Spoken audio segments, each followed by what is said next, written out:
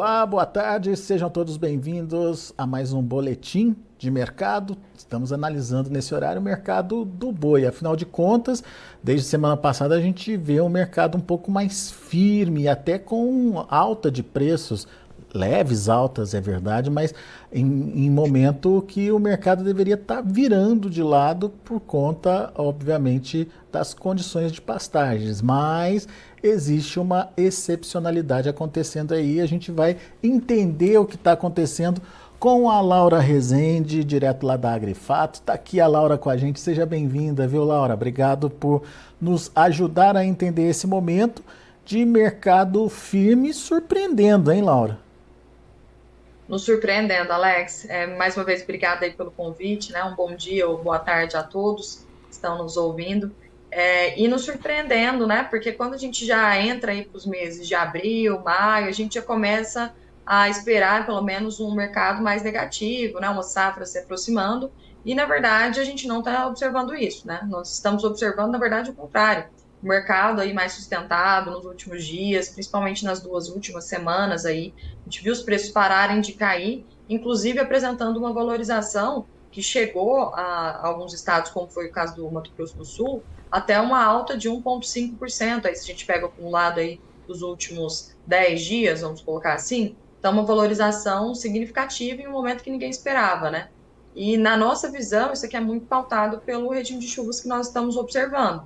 Então, contrariando, inclusive, todas as previsões climáticas, né?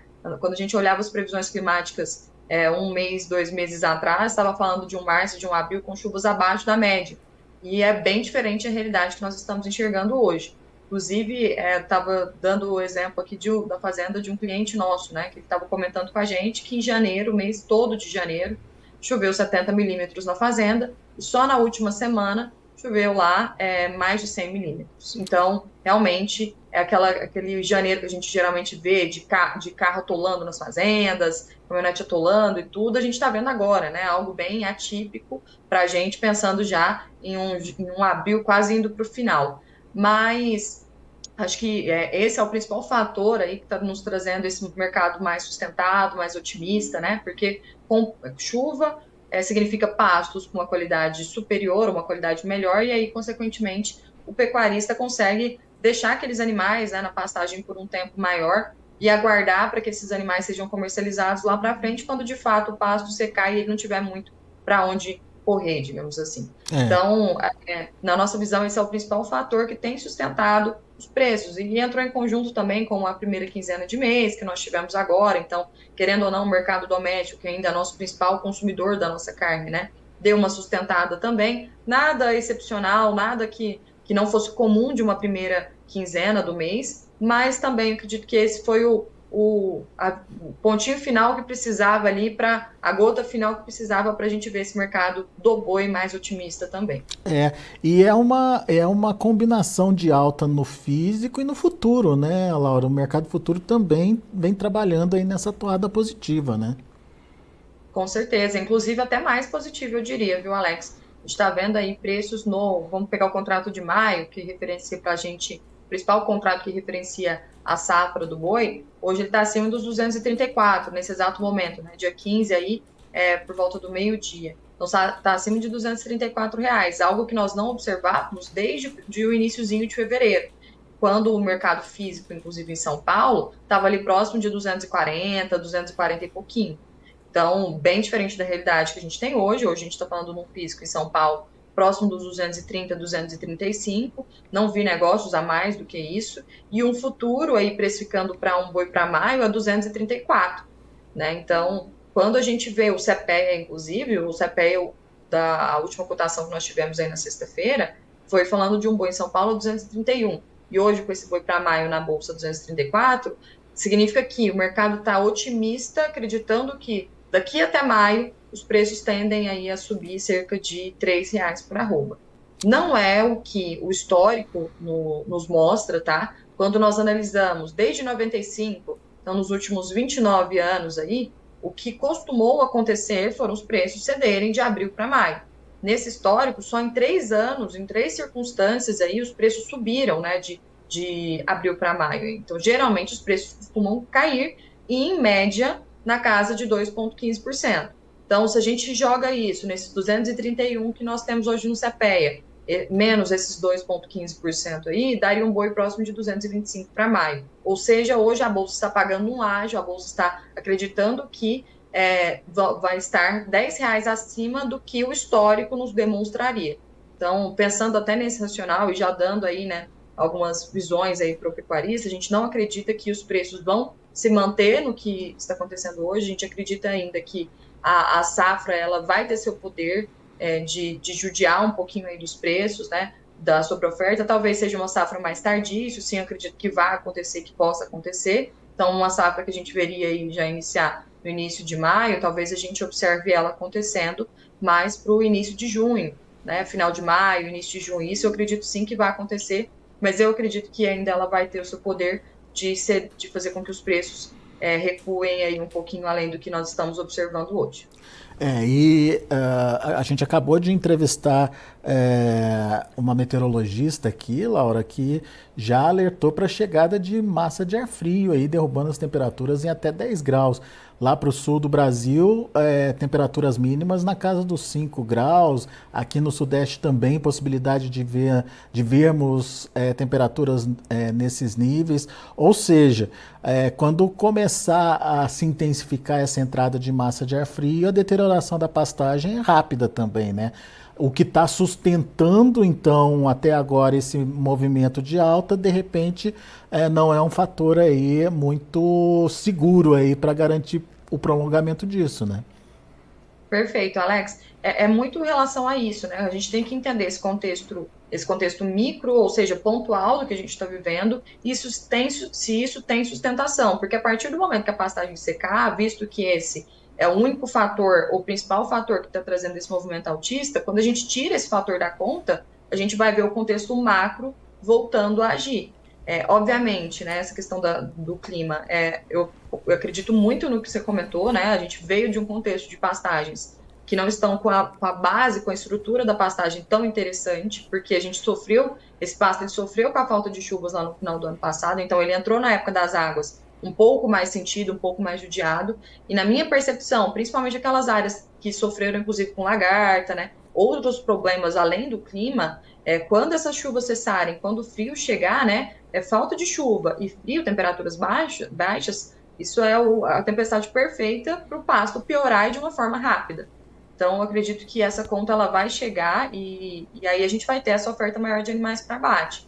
Mas quando a gente olha realmente nos números, nos dados aí o que nos mostraram, a gente viu de fato um março com um abate menor. Então, se a gente pega os abates de março em relação a fevereiro 2024, né, de um mês para o outro, nós tivemos uma queda no volume de animais abatidos no Brasil na casa de 3%. Se a gente pega a média de áreas de abates no mês de março, nós tivemos uma redução de 7% em relação ao que foi em fevereiro. Então, sim, nós tivemos uma menor oferta de animais abatidos em março. Eu acredito que nessa primeira quinzena aí de abril, quando os dados vierem, vão nos mostrar algo bastante em linha. Mas quando a gente olha esse contexto macro, nós observamos ainda no mês de março uma alta aí, um aumento no volume de animais abatidos de 25% em relação a março do ano passado, né? Então, o contexto macro, ele ainda está muito pesado, né? Foi o maior abate esse março agora, mesmo reduzindo um pouquinho em relação a fevereiro, o março foi o maior abate da história para o mês de março. Então, a gente está realmente com essa sobreoferta, disponibilidade de carne bovina durante o mês de março ficou 24% também superior ao que nós tivemos em março do ano passado. Então, tem muita carne no mercado, né? E aí não tem segredo. Mercado sobreofertado, muita carne. E num consumo doméstico, ainda patinando aí, né? Sem muitas novidades, apesar da carne já ter caído um pouco para o consumidor final. Se a gente olha aí no início do ano passado, os preços da carne para o consumidor em relação a esse ano, a gente já teve uma queda aproximada aí de 7%. Então, uma carne mais barata ajuda, sim, mas a situação econômica do Brasil, a gente sabe ainda que não está das melhores, né? Então, o consumo doméstico ainda derrapando um pouquinho. As exportações cederam um pouco em março. A gente teve uma queda aí no volume exportado de 6%, muito em decorrência de uma queda das exportações para a China também. A China caiu 15% no que a gente exporta para eles. Então, nesse contexto, eu acredito ainda que o maio, vai nos reservar, o maio e o junho, tá? Uma piora aí de preços frente ao que nós estamos vendo atual. Inclusive, eu deixo aqui uma chamada para os produtores que estão nos ouvindo, né? Se você tem a oportunidade, ó, de comercializar seus animais, de fazer alguma proteção, a nossa recomendação é aproveite esses preços aí próximo de 235, não fique no risco, compre pelo menos um seguro de baixa, né? Se proteja aí, você vai pagar R$ 3, você consegue se proteger contra uma queda abaixo de 230 em São Paulo, então acho que vale bastante atenção. Ano de fase de baixa não é ano da gente ficar desprotegido, né? Acho que vale esse conselho aí pro pecuarista. E essa proteção vale também para o segundo semestre, né, Laura? A gente está vendo o outubro e o novembro com preços bem diferenciados dos praticados atualmente, né? Com certeza. Hoje a gente consegue ver um outubro a 248, 247, 248, né, nesse exato momento. Então, são preços interessantes também para um segundo semestre. Eu ainda acredito que talvez a gente possa até ver um movimento mais otimista, aí sim, mas esse ano é ano de pensar em margem, né? Eu sempre falo que margem pequena nunca quebrou ninguém, mas prejuízo, mesmo que seja pequenininho, ele te faz quebrar, né? Então, ano de fase de baixa é trabalhar pensando em margem, e eu até me arrisco a falar que esse ano, quem souber trabalhar direitinho, tentar reduzir os custos do máximo possível e vai conseguir ter uma margem mais interessante do que quando o boi estava lá em 2022, por exemplo, batendo o pico de um boi de 350 bases em São Paulo. Então, esse ano é um ano desafiador ainda em relação a preços nominalmente, sim, mas olhando para a margem, eu acredito que esse ano é um ano que quem fizer direito, quem fizer a conta redondinha, vai ser um ano de ganhar dinheiro aí, de conseguir fazer margens interessantes na pecuária e mais ainda, né, de comprar reposição barata, que inclusive a gente falou já aqui nas nossas entrevistas passadas aí, né, que seria a última chamada para quem quer comprar bezerro barato nesse primeiro semestre. Bezerro deu uma valorizadinha aí nos últimos dias, mas ainda se encontram bons negócios aí. Então, fica a dica, e eu acredito, inclusive, que maio a gente vai ver preços um pouquinho melhores do que a gente está vendo agora. Nada muito surpreendente, nenhuma queda muito significativa, mas a hora que os pastos secarem, a hora que a desmama chegar, eu acredito que nós vamos ver o bezerro dar uma leve recuada frente ao que a gente está vendo atualmente. E aí fica o alerta, né? Vamos aproveitar para compra de reposição até maio, junho. Ali a gente vai ter possivelmente bons negócios aí para serem feitos. Aliás, é sobre essa questão do bezerro que o pessoal da APPM está comentando aqui no chat do YouTube. Eles querem saber se o bezerro, essa reação de R$ 1 por quilo que se deu aí nos últimos dias, se mantém ou se tem espaço para ceder novamente. Que hoje lá no Tocantins, o bezerro macho desmama tá R$ 8,5 a R$ 9 o quilo e a fêmea R$ 6,5 a R$ 7 o quilo. Certo. Nós tivemos uma valorização realmente muito significativa e até de mais de R$ 1 em algumas regiões, tá? Me surpreendeu bastante isso do bezerro que a gente está observando, essa valorização nessa proporção. Historicamente, o que a gente observa é que os preços eles tendem a subir mesmo de reposição do bezerro nos meses de março e abril. Então, isso é comum, digamos assim, durante o histórico da pecuária, os preços darem uma melhoradinha aí nesse março e abril, mas quando a gente chega em maio, junho em diante, os preços voltam a recuar. Então, se a gente for para olhar o histórico, eu acredito sim que os preços tendem a dar uma leve recuada no mês de maio, junho, julho, ali em diante, quando realmente chegar a desmame e os pastos secarem aí.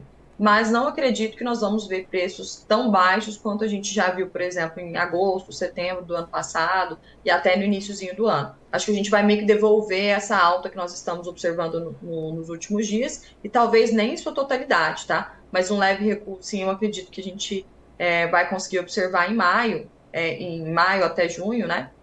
Junho e julho ali, eu diria, mas nada muito surpreendente. Então, historicamente, é isso que os dados nos mostram, e também olhando no contexto atual, eu acredito que aquela vaca, né, a gente iniciou realmente o processo de descarte de fêmeas foi a partir de 2023. Então, quando a gente olha para 2022, a gente ainda não estava nesse processo de fêmeas sendo descartadas. Então, aquela fêmea que foi abatida no início de 2023, que foi descartada no início de 2023, o produto dela vai fazer falta dali em média 1 ano e meio, a gente colocar 9 meses de gestação, mais uns 7, 8 meses de desmama, né?